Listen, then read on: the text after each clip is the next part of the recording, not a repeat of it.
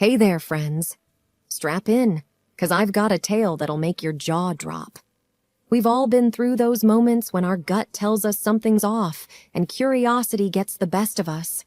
Well, this is one of those stories, but trust me, it's a roller coaster of emotions. So, there's me, living a seemingly happy life with my hubby Daniel.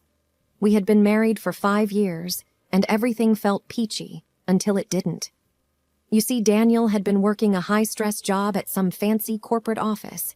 He'd often come home late, worn out, and claimed it was the workload.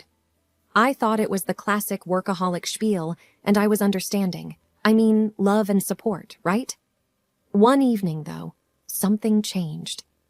I was looking for my lost phone, and what do I find? A stack of letters tucked away in the back of his desk drawer, each addressed to him from a mysterious sender with no return address. They looked old, and their edges were frayed, as if someone had read them over and over again. Naturally, I started wondering, who is this secret pen pal of my husband's?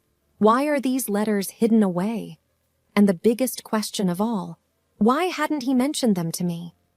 I couldn't resist the urge to open one of the letters. Call me nosy, but these secrets were gnawing at my sanity.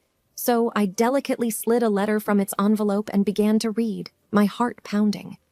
The letter was from a woman named Lily, and she poured her heart out about missing Daniel terribly.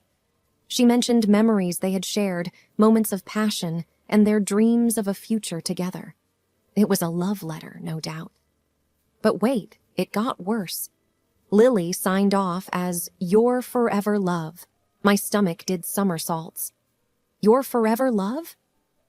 What kind of melodramatic nonsense was this? And why did it sound so personal? I thought of Daniel, who was in the next room, probably wrapping up another late night at the office. My mind raced with questions, and as I read more letters, the reality began to sink in. What the heck was my husband hiding? And how long had he been hiding it? It was time to put on my detective hat and get to the bottom of this mess. All right, folks, thanks for sticking around. When we last left off, I had discovered those mysterious letters tucked away in Daniel's desk. Now, I'm about to dive deeper into this web of secrets and lies. Buckle up. The letters from Lily shook me to my core, but I needed more concrete evidence. So, what's a determined wife to do? Well, I knew I had to confront Daniel, but I had to be smart about it. After all, this was a man who'd managed to hide these letters for who knows how long. The next day, I decided to drop a little hint.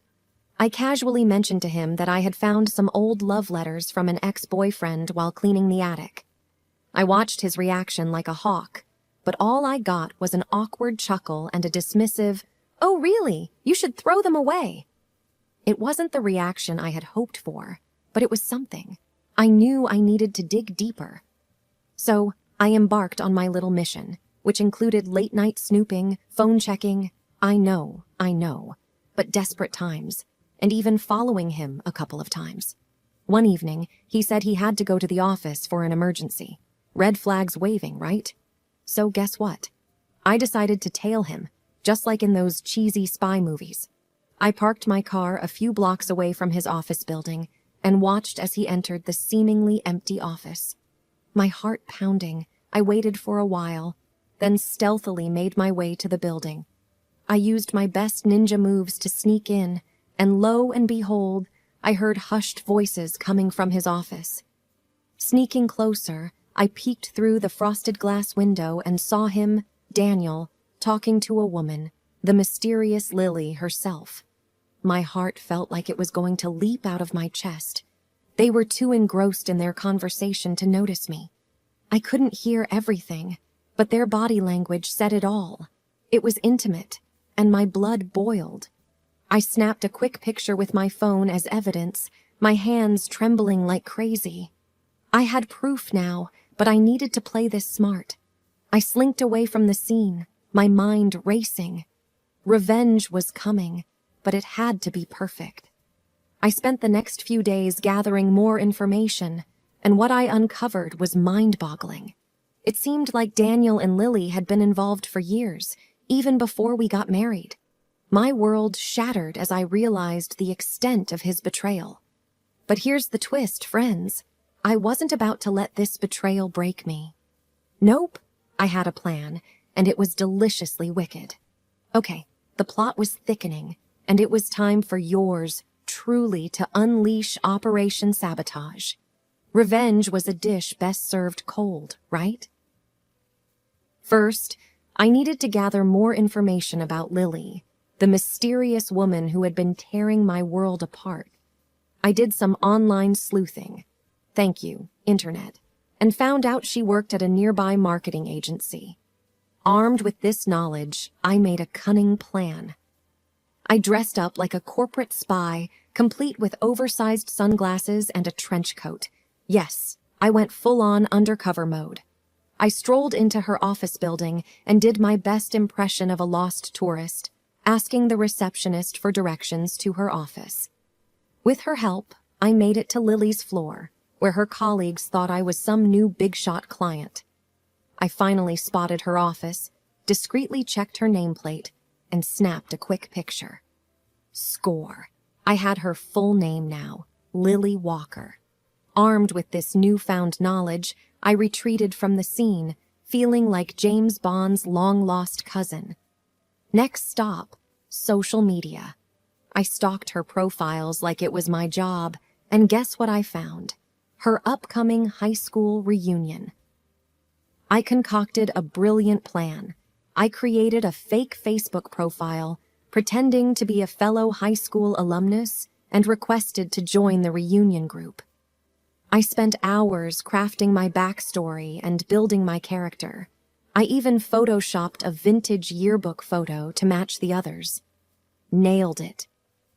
Once inside the group, I started planting seeds of doubt. I posted cryptic messages about how some people never change and dropped hints about secrets from the past. The buzz started growing, and people began whispering about old scandals. But I wasn't done yet.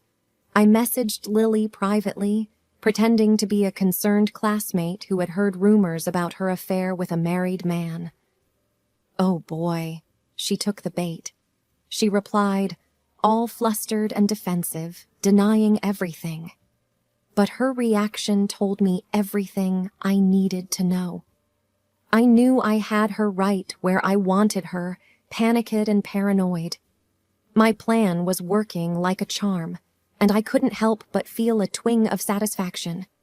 But revenge is a dish best served with a side of patience, my friends. I was just getting started.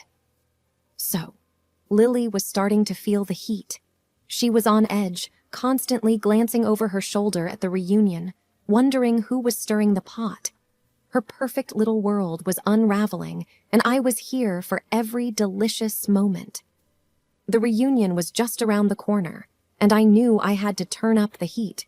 I reached out to some of my real high school friends and filled them in on my plan. They were all too eager to help bring Lily down a notch, considering what she'd done to me.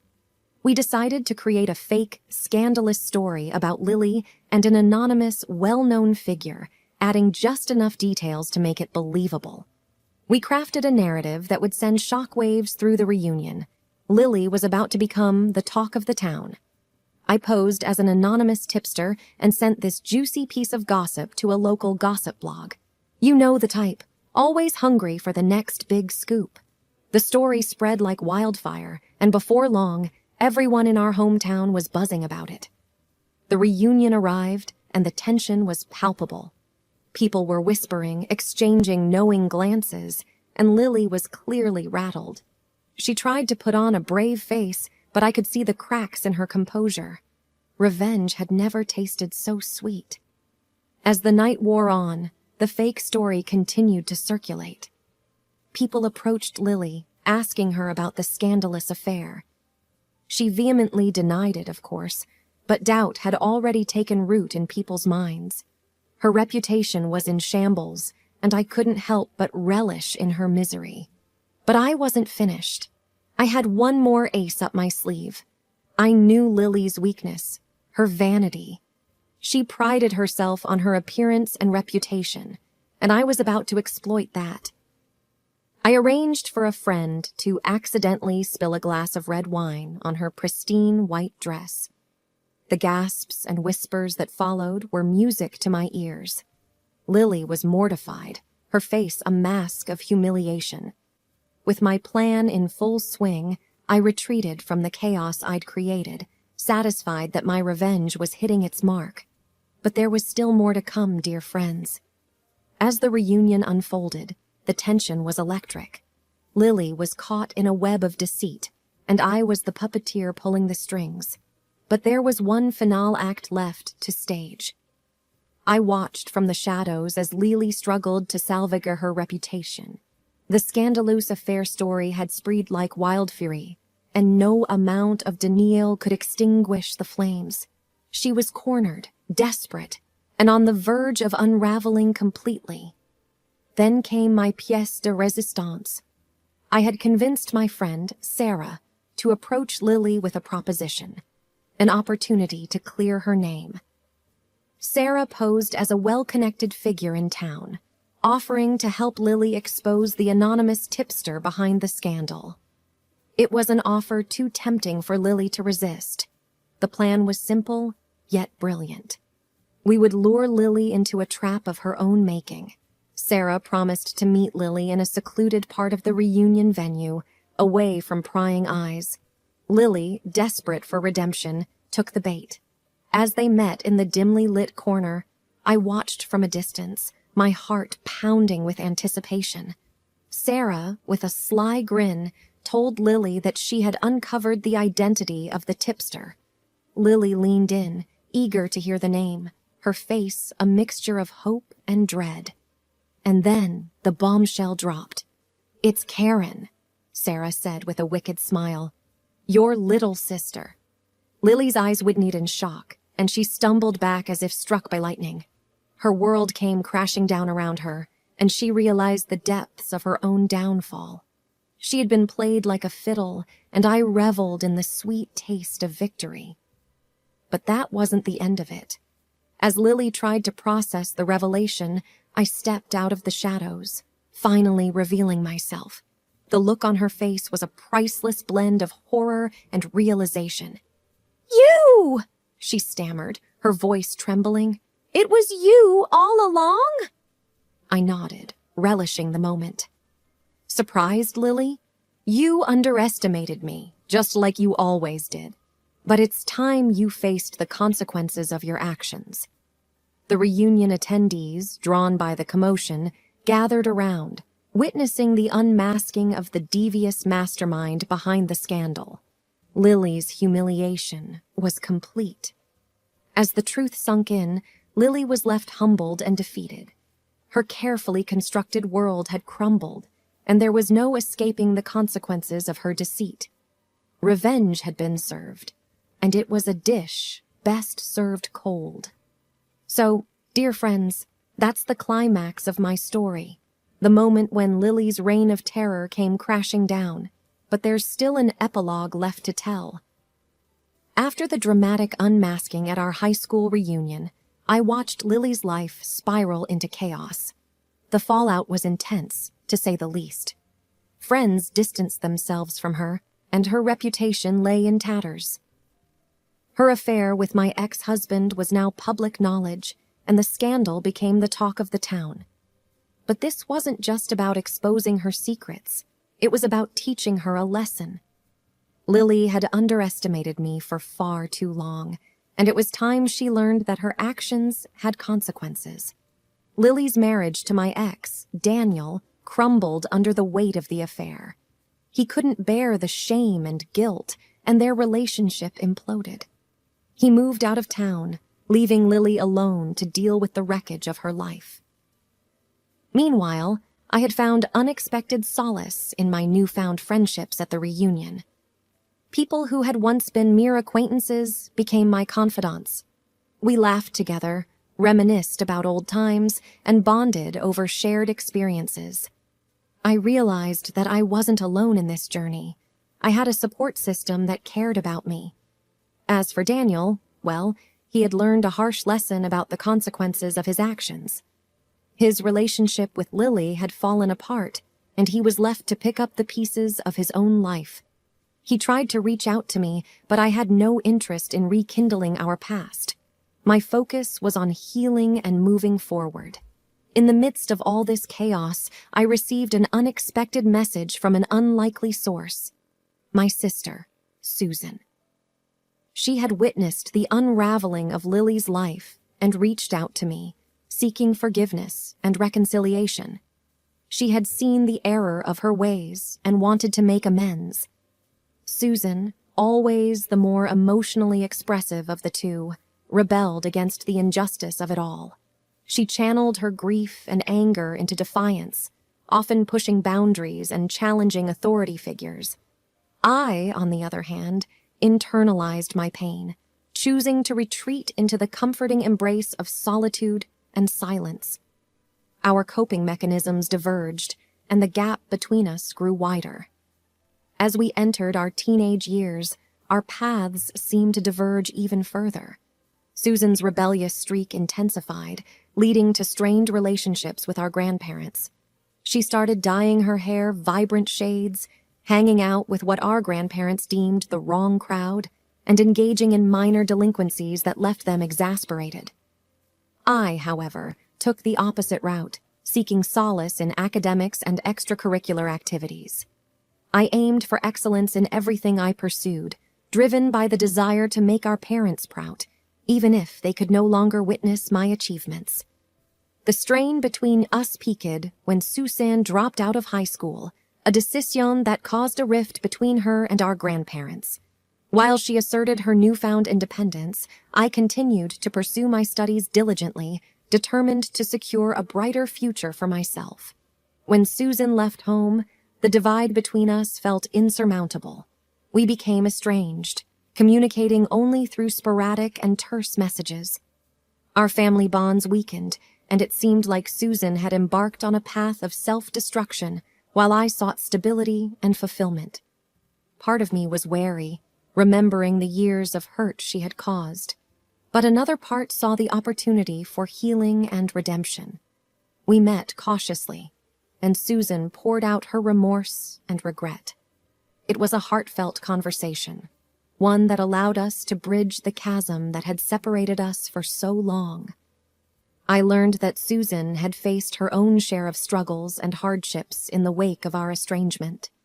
She had hit rock bottom, but it had been the catalyst for her transformation. She had turned her life around, found stability, and wanted a chance to rebuild our sisterly bond. It wasn't an easy decision, but I chose to forgive her. I realized that holding on to anger and resentment wouldn't bring me peace. Instead, I embraced the opportunity to mend our relationship, and it was a choice that brought unexpected joy. So, friends, that's where we stand today. Lily's empire had crumbled, Daniel had faced his reckoning, and my sister and I had embarked on a journey of reconciliation. Revenge had led to redemption, and I had found strength in forgiveness. In the aftermath of the high school reunion and the chaos that ensued, I found myself reflecting on the journey that had led me here. My quest for revenge had uncovered secrets, shattered illusions, and exposed the true nature of those around me. But more importantly, it had transformed me. I had always been the quiet, reserved one, the peacemaker, if you will. But life had a way of teaching me that sometimes you need to fight for yourself, to stand up against those who seek to hurt you. My journey had been a crash course in resilience and self-discovery. Lily, once the queen bee of our high school, had lost her crown and found herself isolated. She faced the consequences of her actions and the judgment of those she had wronged. It was a humbling experience for her, and while I didn't revel in her suffering, I couldn't deny that a sense of justice had been served. As for Daniel, he had learned that taking shortcuts and betraying trust would only lead to his downfall. His reckless pursuit of his desires had cost him dearly, and he was left to rebuild his life from the ruins of his mistakes.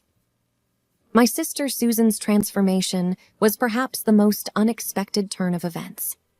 Her journey from a troubled past to seeking redemption had touched my heart. We had rebuilt our sisterly bond, and while it wasn't without its challenges, forgiveness had allowed us to heal and move forward together. I also found solace in the friends I had reconnected with at the reunion. They had been my pillars of support during these tumultuous times, and I was grateful for their presence in my life. We shared laughter, tears, and stories of our shared past, reminding me that I was never truly alone. So, what did I learn from this whirlwind of events? Revenge may have been my initial motivation, but it had ultimately led me to a different destination, one of self-discovery and growth. I had rediscovered my strength and resilience, and I had learned the power of forgiveness and redemption. Life had a way of teaching us lessons, often in unexpected ways. It had shown me that we all make mistakes, but it's how we choose to respond and grow from them that defines us. Revenge may have been a fleeting desire, but redemption and forgiveness were the true keys to finding peace and happiness.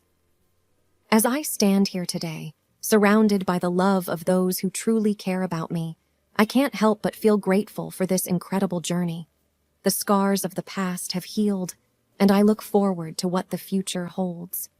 Thank you, friends, for joining me on this roller coaster of a story. It's been an honor sharing this tale with you. Remember, life's challenges may test us, but our choices and resilience can lead us to unexpected places. Embrace the journey, and may your path be one of redemption and happiness.